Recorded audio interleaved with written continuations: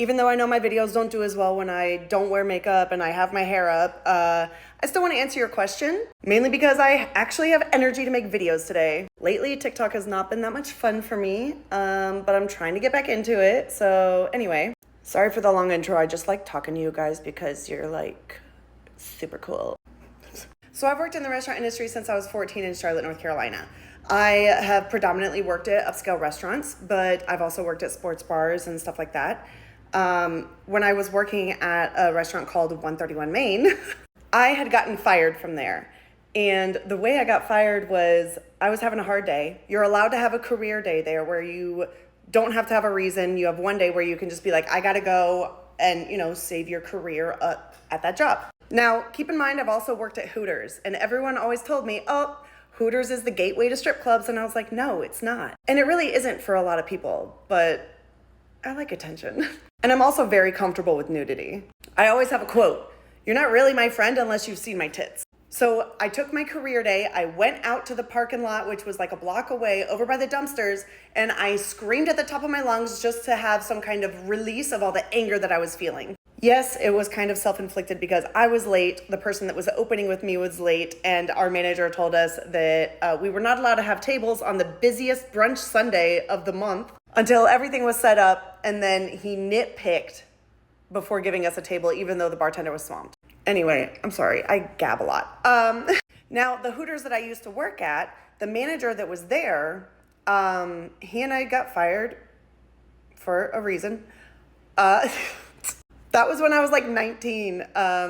Hooters hired a PI to look through our phone records and found out that he and I had slept together.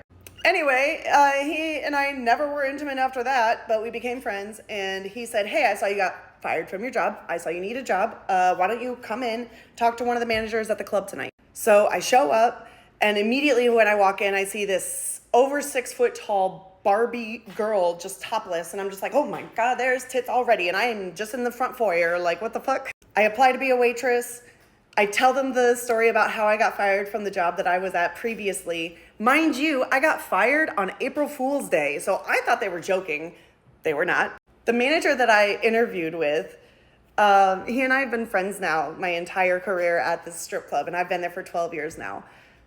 He always brings it up. He thought it was the funniest fucking story he'd ever heard. Obviously, there's like more details, and I went into more depth, like police showed up. It was crazy. I was a waitress at the strip club for a year, but at the time, they were allowing the waitresses to be bought to go to VIP or a champagne room, so that was a majority of my income. But then after a year of working there, they were like, oh, we're not doing that anymore because we're losing too many waitresses to VIP. I know, such a terrible problem to have. So I said, okay, well, I was already thinking about going back to school, maybe getting a second job because I wasn't getting enough hours for wanting to go back to school.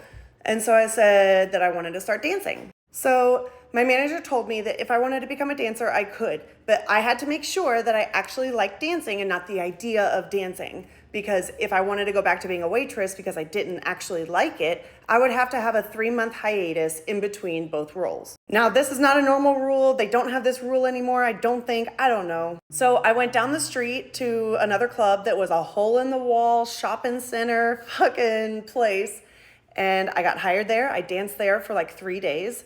It was a lot of blue-collar people, which is not our kind of clientele. I mean, we do have a lot of blue-collar people there, but it's majority white-collar, very wealthy people for the most part. And so I was like, okay, if I can handle this hole-in-the-wall club, I can handle the job that I've been at for a year. And I officially made the switch. I've loved being a dancer. I've obviously cried myself to sleep sometimes because, men and women like to push the envelope, use you as a toy, etc. But I don't regret a single decision, and I'm very happy with where I'm at now. I have a few different degrees, and I'm looking for a corporate job, and still gonna be dancing.